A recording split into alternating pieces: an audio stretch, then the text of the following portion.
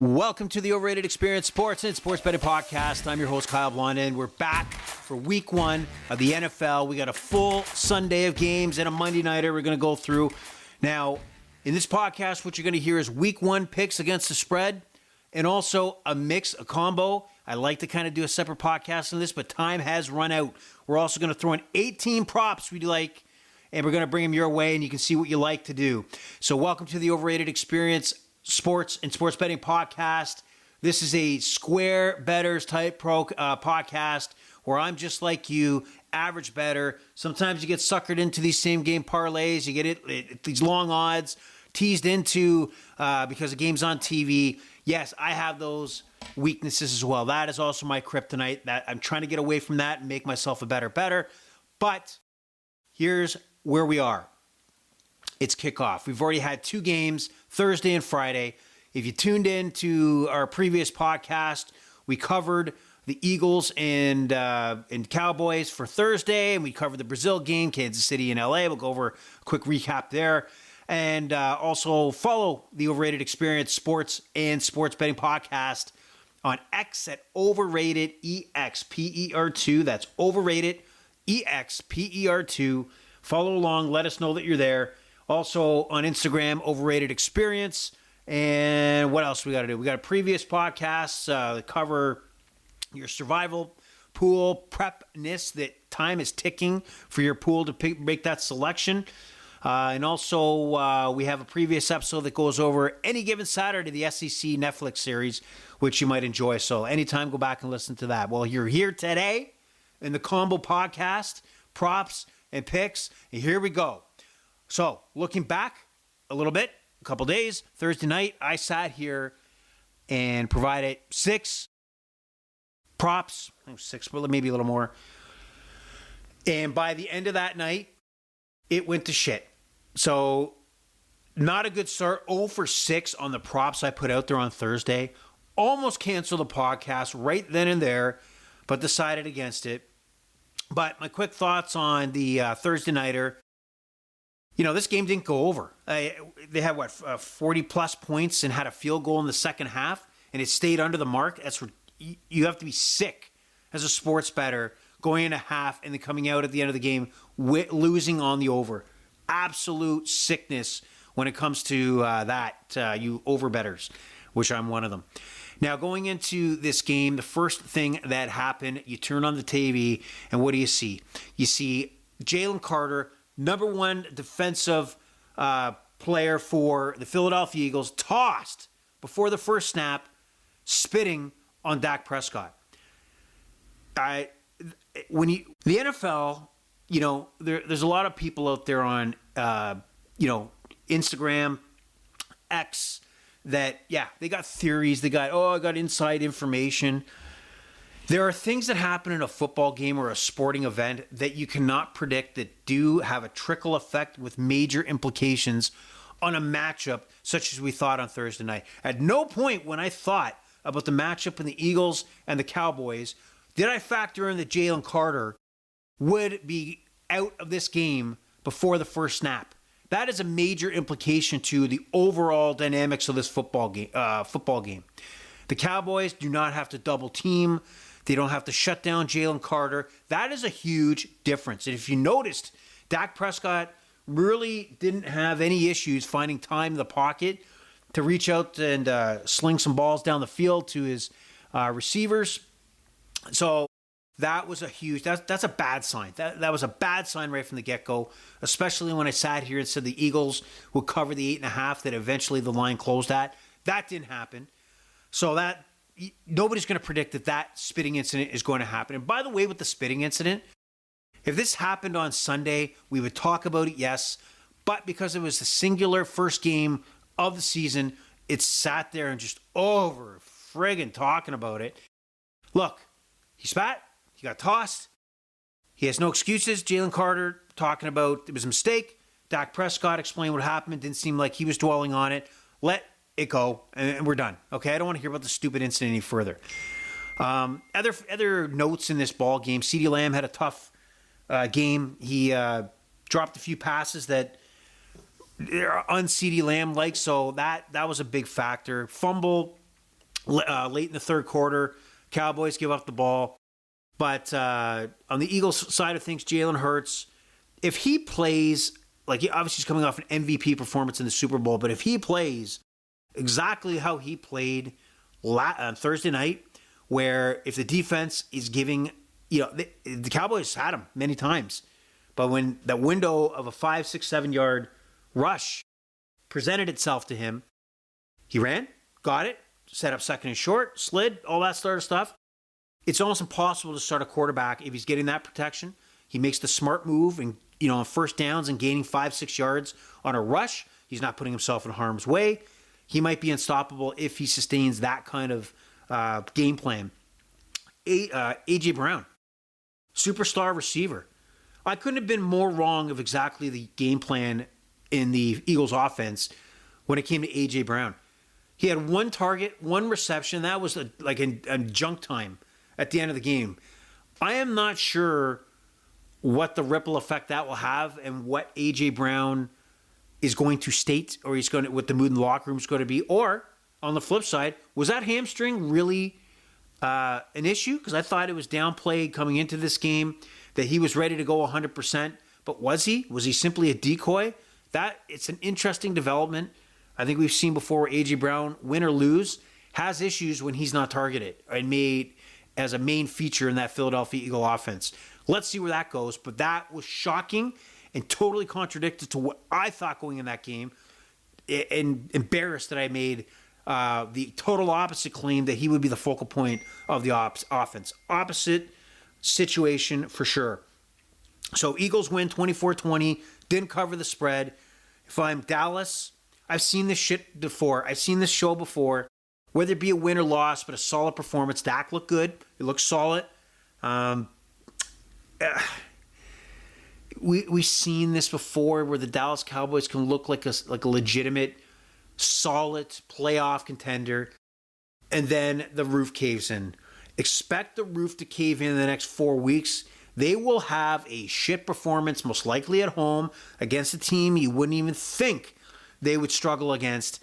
We've seen this over and over from this Dallas Cowboys team. It's going to happen. So let's just wait to see the house burn down in Jerry's world. Also, Lightning, again, who's going to predict that this game would have a delay in the third quarter due to Lightning? That also has a ripple effect. This game was not even close to what it was in the first half, where it's back and forth, score.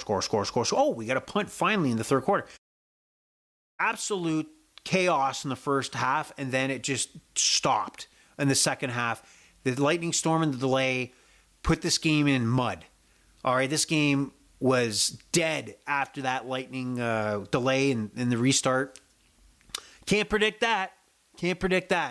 So, there's things that we'll never remember. The spitting incident, the rain delay, the fact, I think I heard somebody online talk about that prior to the game, that the Eagles had crushed the Cowboys in 2024, both games, but left out that Dak Prescott never played in those games. So watch out, dig a little deeper on some of the stats that people are just out there. I'll throw some stats out, sure. Take it for what it is.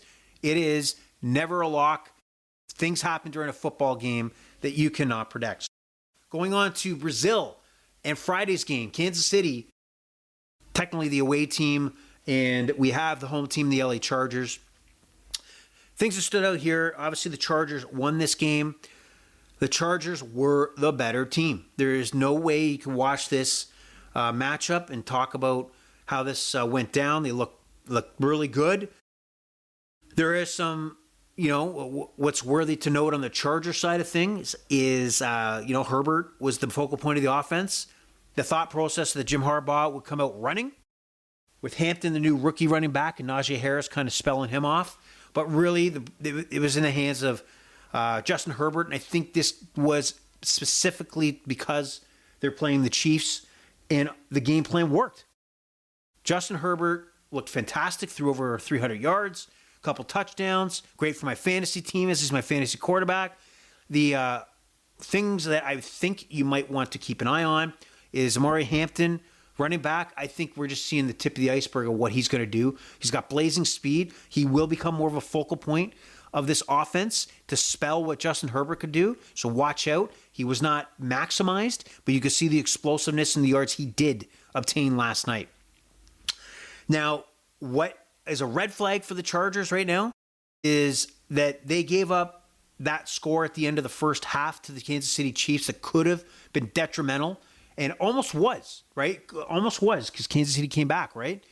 And the fact that they couldn't manage the clock, where Hampton runs out, stops the clock, giving the Chiefs... I mean, if he doesn't run out of bounds, they control when that next play occurs. They control when they're, kicking that field goal or whatever. It was a mistake. Almost a detrimental mistake. But they got lucky, because at the end of the day, they won the game. Also, Jim Harbaugh allowed a delay of game penalty that could have pushed him out of field goal range late in that 2-minute drive, which I didn't expect would happen from a coach to the level of Jim Harbaugh. If that quarterback is not calling time, that sideline's got to get that time out in. So that they almost shot themselves in the foot. That's a mistake and cannot allow that to happen, especially if you're expecting to beat the Kansas City Chiefs, if you're expecting to contend in this division, you cannot make those strategic mistakes they did last night and almost lose. From the Kansas City Chiefs point of view, Patrick Mahomes used his legs a lot of rushing yards. He looked okay. I felt his receivers let him down a little bit. A lot of penalties. Chiefs got to be, kicking themselves, looking at, where they're starting on first down or second down, pushing back because of false starts. Rookie left tackle Simmons coming out of training camp was kind of the shining new toy that Andy Reid has on his offensive line. But maybe the first game jitters, but he really cost him a few times on some key penalties. Xavier Worthy left with a shoulder injury, which sucks because I had him as over the longest reception. So we don't know what his status is, but I think really severely hurt the Chiefs playbook. He was good for 4 or 5 situations where, Andy Reid could pull out the tricks and have explosive plays. And that leads me to believe that, going forward, if he's not available, now it feels that the Kansas City Chiefs do not have explosive receivers to utilize. I felt going in, they are stacked, on the wide receiver aspect, but now it just seems like without Worthy spelling that, that group with explosive plays, does Mahomes have the weapons to do what he needs to do?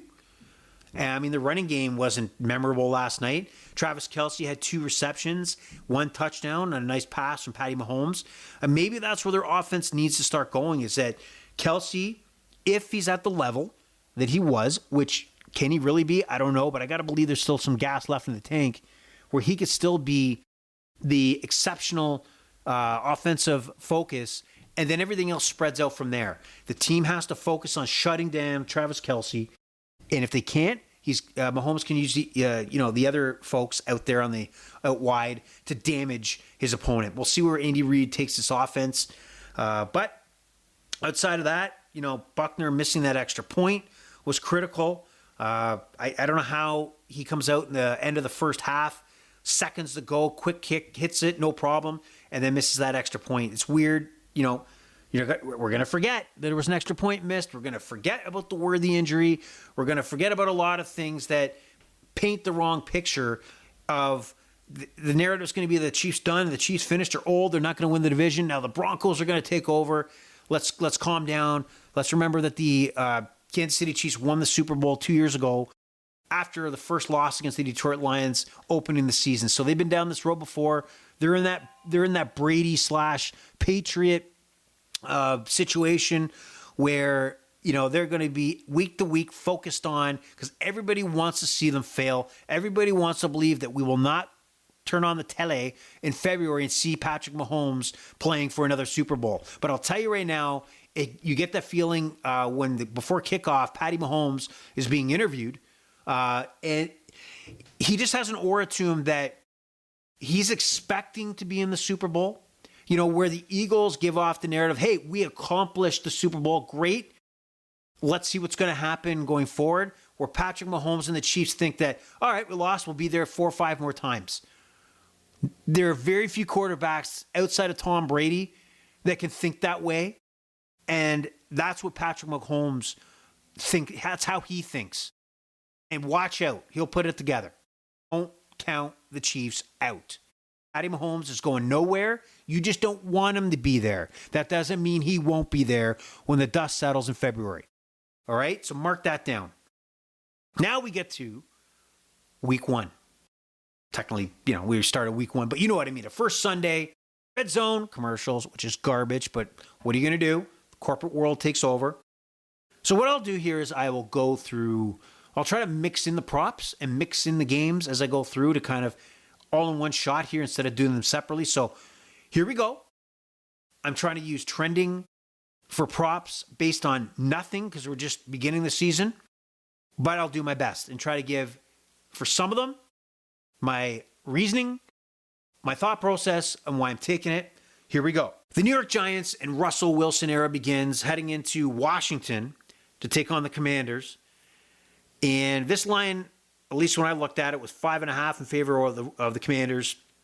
But it's right now on FanDuel and DraftKings. By the way, FanDuel and DraftKings are the two I will use as far as comparing spreads. I will advocate that you do want more than one book so that you can take advantage of the best odds out there. And believe me, when we talk props, there are significant differences depending on books you are with. All right. So we have the New York Giants, 6.5-point underdogs. Who do I like here? I'm going to go with the FanDuel plus 6.5, minus 120. Actually, they're all FanDuel in here. The props are going to be FanDuel and DraftKings. So 6.5. I see this as, that Russell Wilson charade, that fraud, where it's going to look pretty good in week 1. They're going to hang in there with the Commanders, divisional opponent, and people are going to walk away thinking, wow, that is a success because we didn't get blown out by Washington.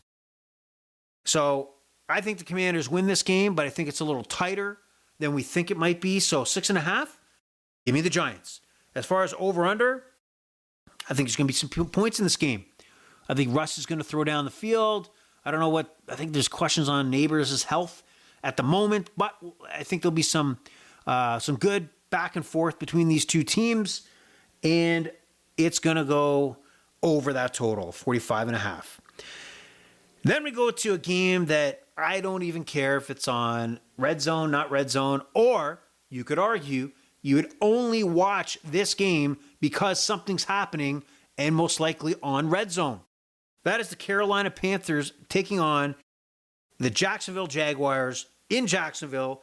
Cohen, the new coach for the Jaguars. What does he have up his sleeve for this offense? Is he Trevor Lawrence's savior?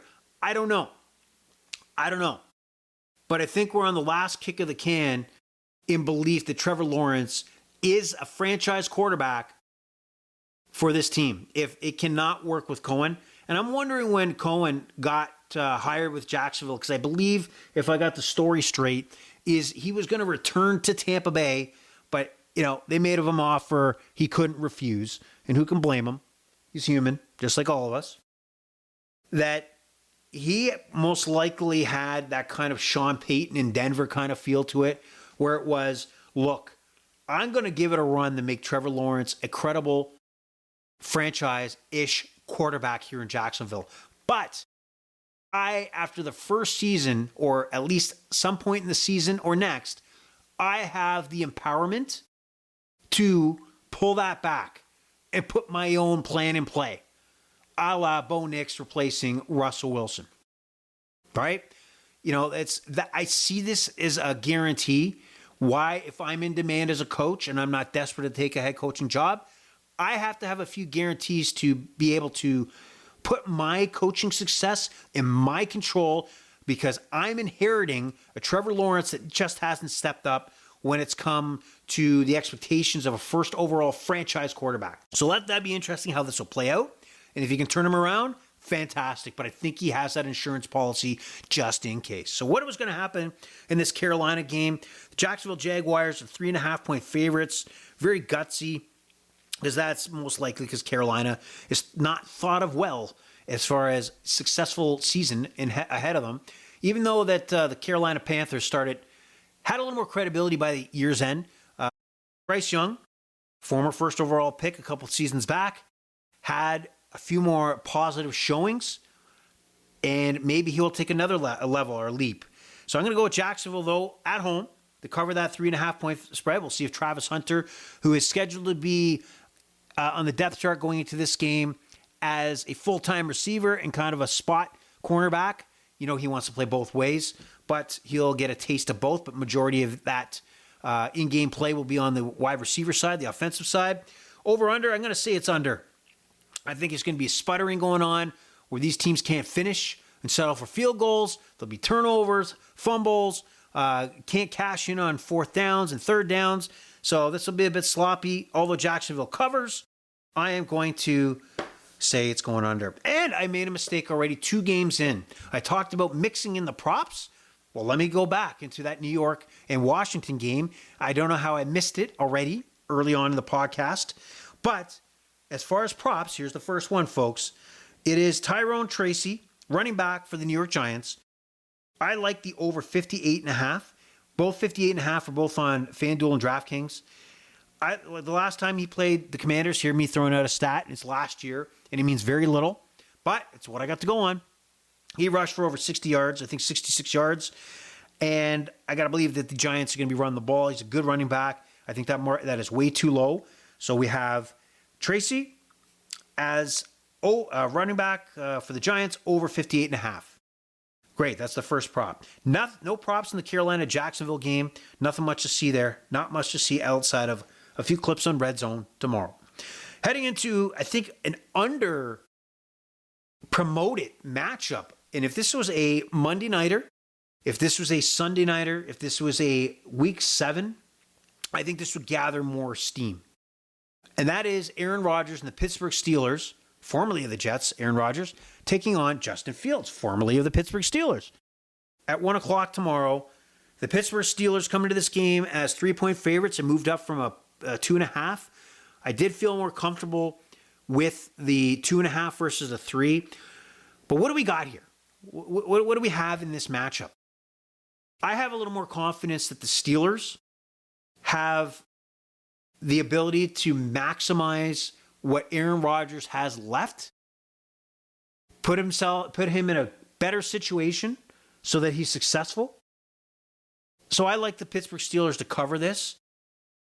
Who knows Justin Fields better than the Pittsburgh Steelers? They chose to say, yeah, we've seen enough. You won us a couple games here, but we don't think you're good enough. We're going to put Russ in to take over for the rest of the season. And we don't think we want to re-sign you. That tells me everything I need to know, that Justin Fields is potentially a journeyman quarterback, that for the next couple of years he'll find employment for teams that are transitioning, most likely to pick up that franchise quarterback in the following draft, whatever year that may be. I think he's effective. He might have a solid game here. But I do believe that the Pittsburgh Steelers know how to handle a Justin Fields. And God forbid that the Jets have to chase in this game where they're down by more than 2 scores and Fields has to go to the air. He just hasn't proven that he's got what it takes to lead a franchise in over a lengthy number of games to success. So I like the Steelers to cover the 3. Again, I would have loved it if it stayed at 2.5. I would have taken it. And I like this game. I'm leaning toward the under, and it's 37.5. Although probably wouldn't play the over/under in a matchup like this, but I do believe the scoring is going to be more one-sided on the Steelers side.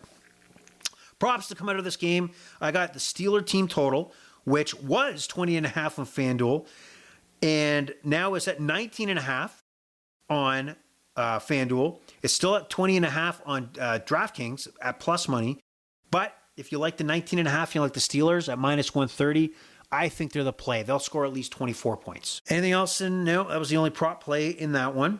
Now we got an interesting matchup. We got the new look Las Vegas Raiders, Pete Carroll, Geno Smith, quarterbacking, a lot of veterans for the Raiders head into New England with a fresh young quarterback, second year Drake May, and a couple veterans out there, Stephon Diggs, new coach Mike Vrabel. We got a lot of good things going on in New England. What's their stock? Is it high? Is it overrated? Is it underrated? It's an interesting time of year where a lot of folks are on the stock up for the New England Patriots, while we got to see what happens on the field. So, what do we got here? We got the Vegas Raiders are underdogs. The Patriots are 2.5-point favorites. This game is a 43.5 over-under. I like the over, 43.5. I lean over. I think there'll be some scoring here. I think both, they got quarterbacks they believe in.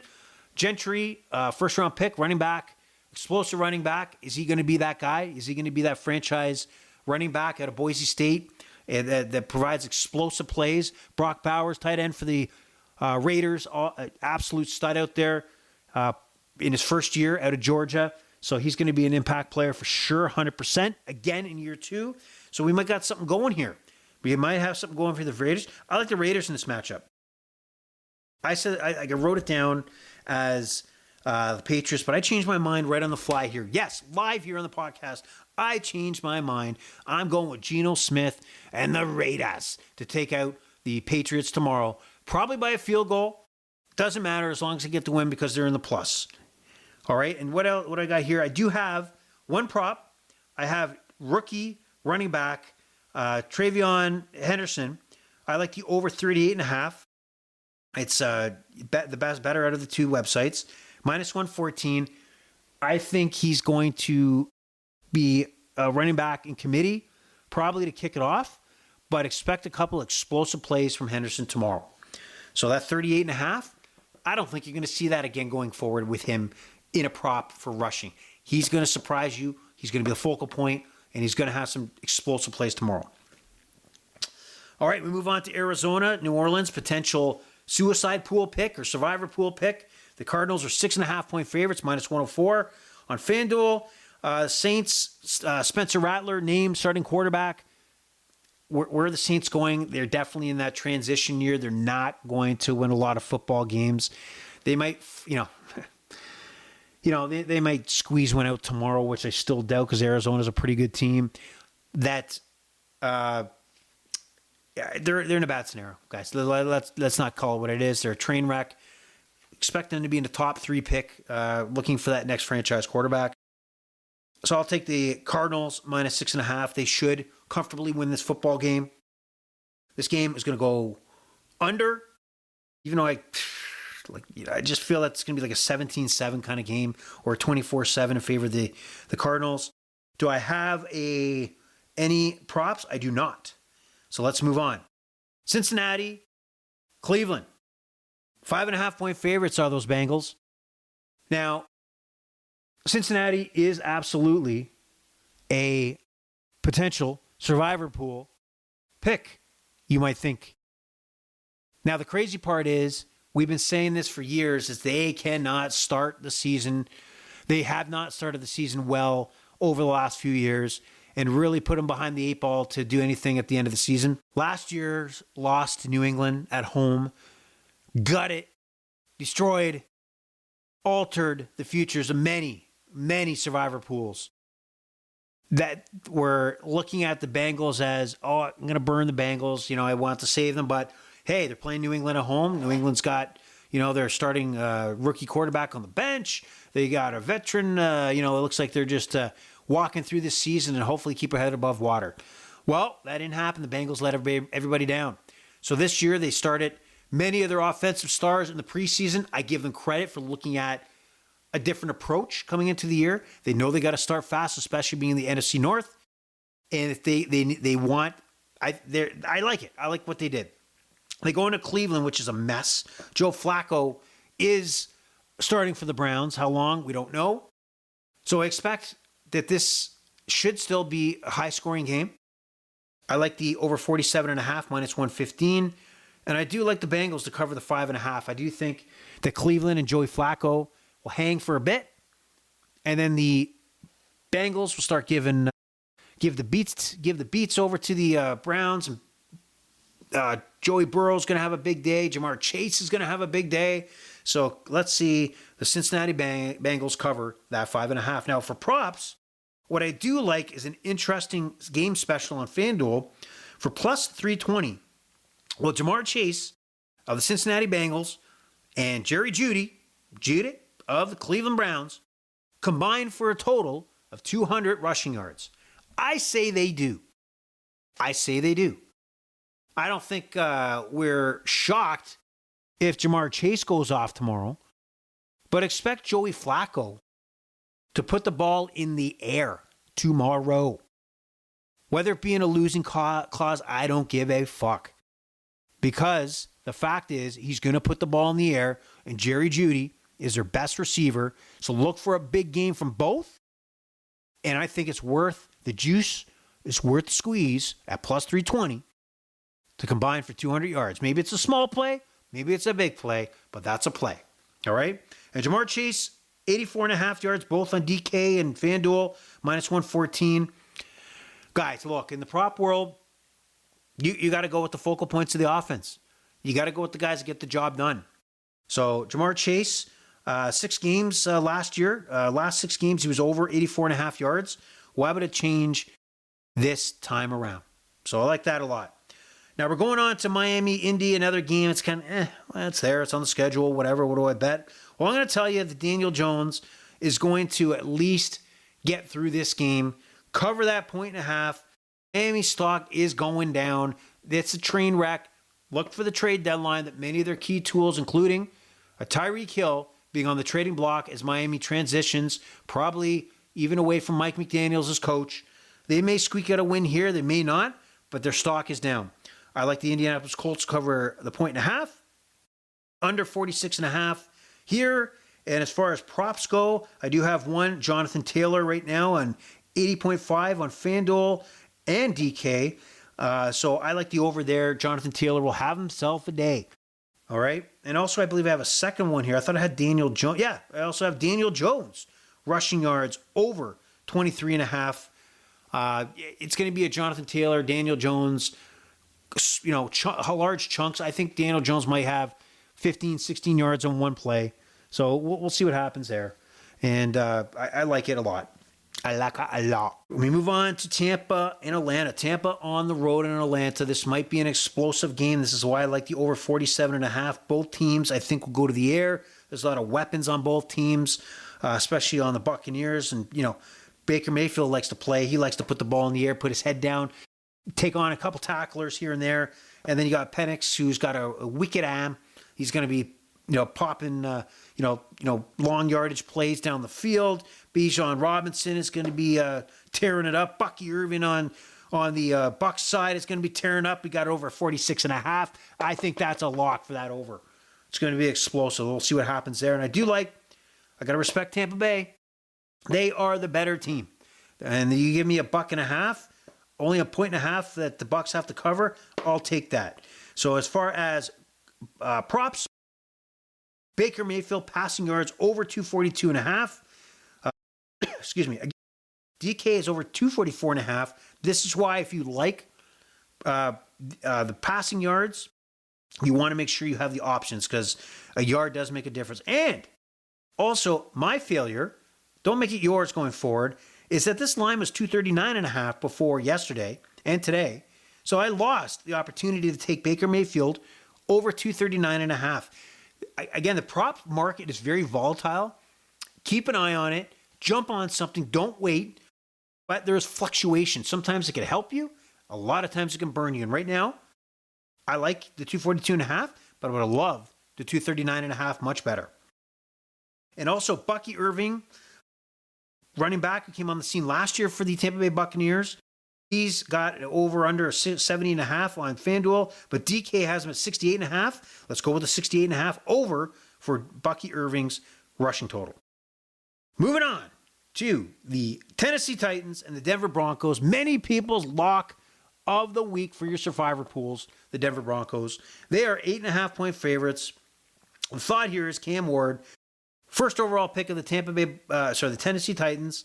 First game, Mile High, may not be the best place to start with that Denver D. But that's the cards. that have been dealt for the Tennessee Titans and their rookie quarterback. Should Denver cover? Yes. Should Denver comfortably win? Yes. Would you be a son of a bitch if you decided for your survivor pools to take a Cincinnati, take an Arizona, and hope to God that 80% of your survivor pools that have taken Denver fail tomorrow? You might. I'm thinking about it.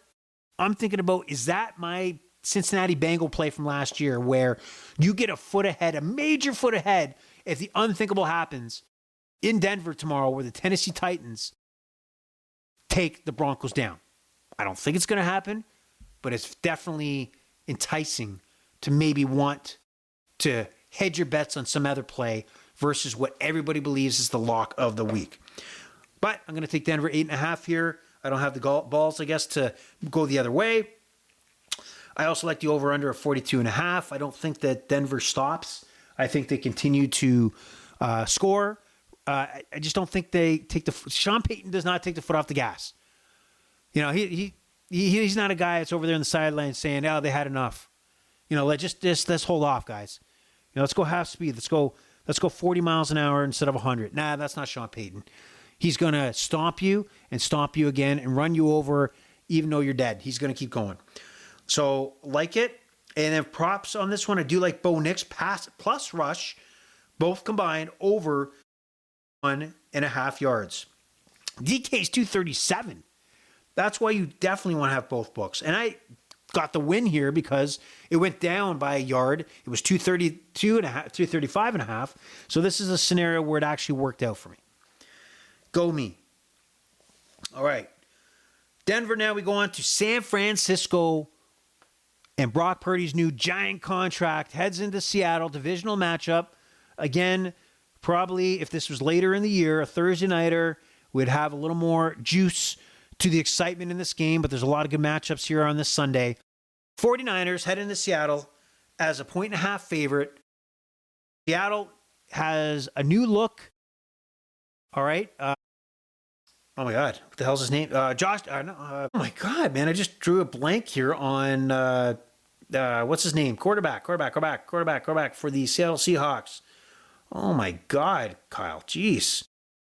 Sam Darnold, man. Holy cow. But he's an unforgettable guy because Sam Darnold was outstanding covering for the Vikings last year in J.J. McCarthy season-ending injury. But what happened there is that they decided, I think J.J. McCarthy's our guy. We're not going to pay Sam Darnold. Probably got spooked on those last performances against Detroit, where he kind of looked like the Jets Sam Darnold. Or you look like, the Sam Darnold that wasn't present for the first 16 weeks of the season. But the Seattle Seahawks moved on from Geno Smith and decided that Sam Darnold fits my offensive scheme. Cooper Kupp fits our offensive scheme.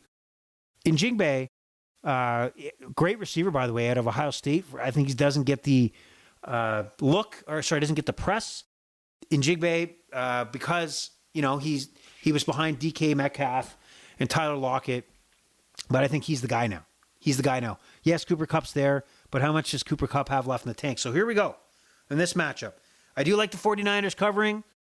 Do think they still have a solid program, offensive weapons still. I think Shanahan knows what he's doing, has a good sense of what needs to get done here to make sure that they come out with the victory. Over 43.5, there'll be some points scored here. Brock Purdy's going to light it up. Now, for you fantasy football players out there, watch out. What's his name? Oh, my God, man. Jeez. Christian McCaffrey. Oh, man. The podcast's going on too long. I'm getting brain cramps. Christian McCaffrey is now listed as questionable. All you fantasy football first-round picks that had reports that he was fantastic, 100%, and now you get before the first snap of the regular season, questionable. You got to be sick to your stomach. You got to be second-guessing what you read online, your podcast. I think we all are.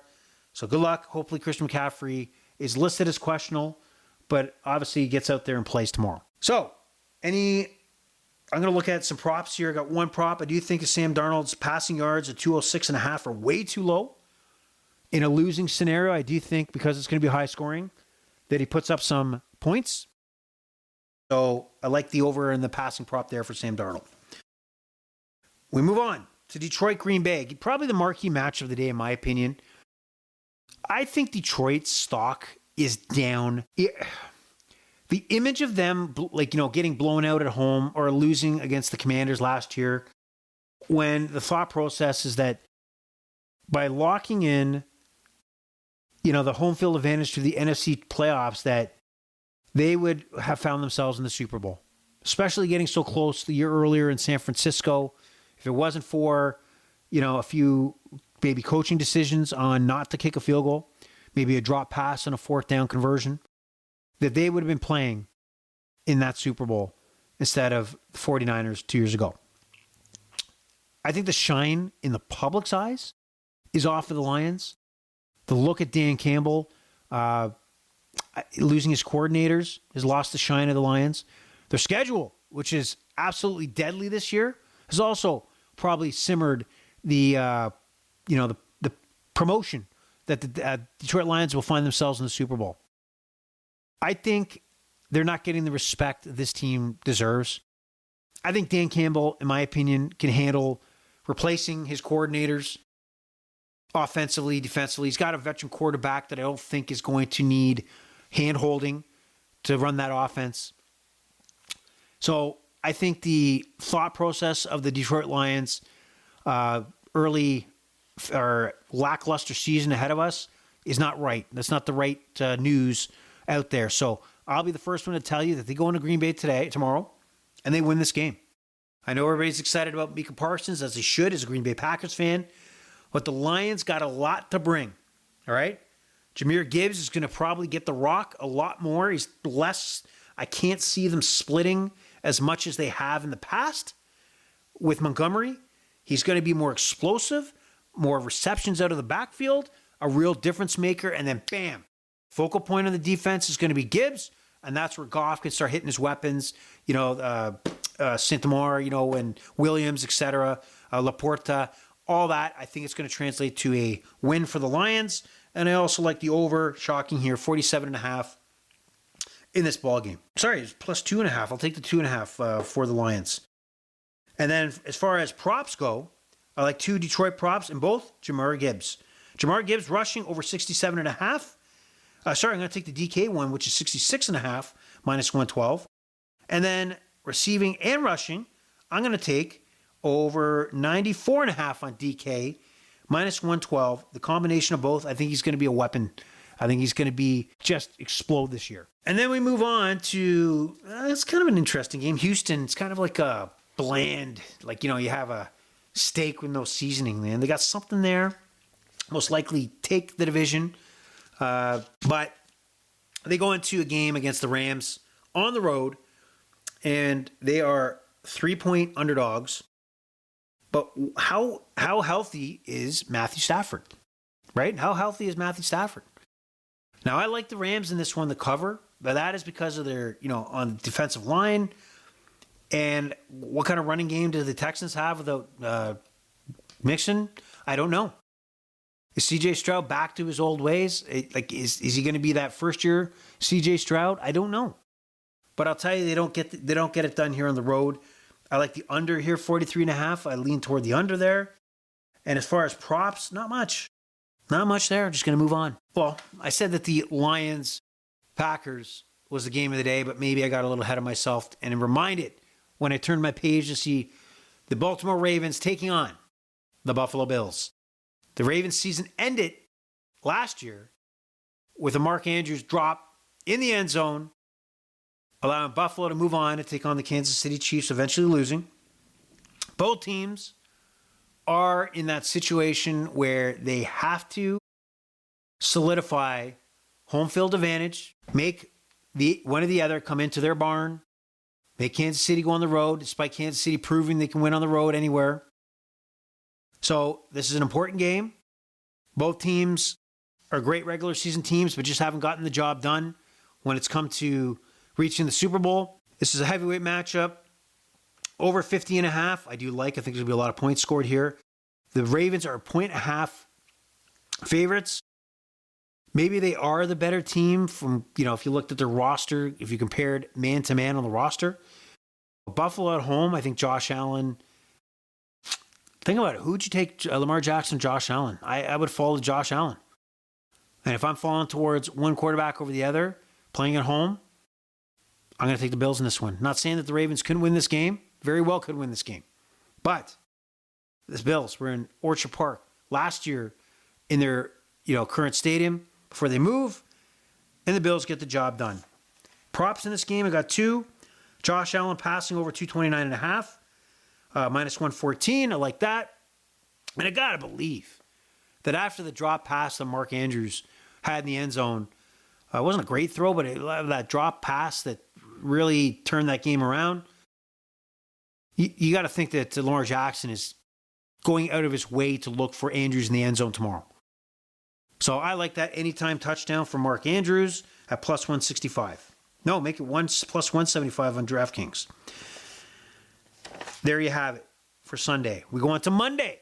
J.J. McCarthy, quarterback, former Michigan Wolverine, national champion, is going to get his debut against Caleb Williams, first overall pick 2 years ago, or last year, for the Chicago Bears. And new coach.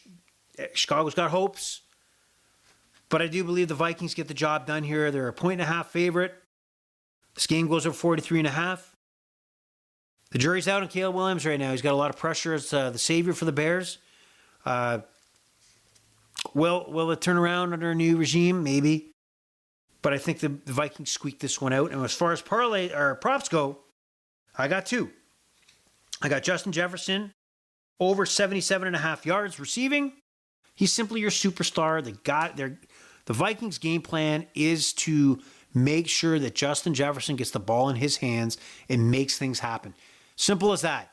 Simple as that. So 77.5 yards, I'll take my chances with Justin Jefferson any day. Also, newly acquired Adam Thielen, over 3.5 receptions.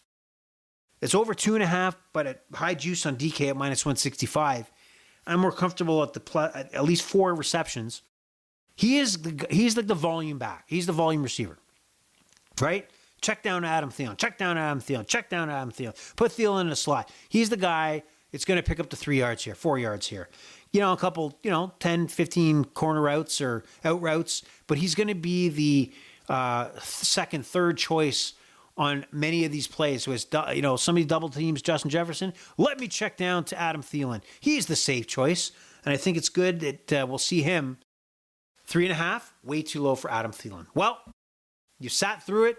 Combo review of Thursday, Friday. Review of each game by the spread. And also mixing in our prop plays. The pleasure's all been yours. The overrated experience is going to be out. But don't miss out as we go into next week. We're going to have a few pods up to talk about the Thursday Nighter, props, and the schedule on Sunday and Monday. So the overrated experience is over and out. Have a great day.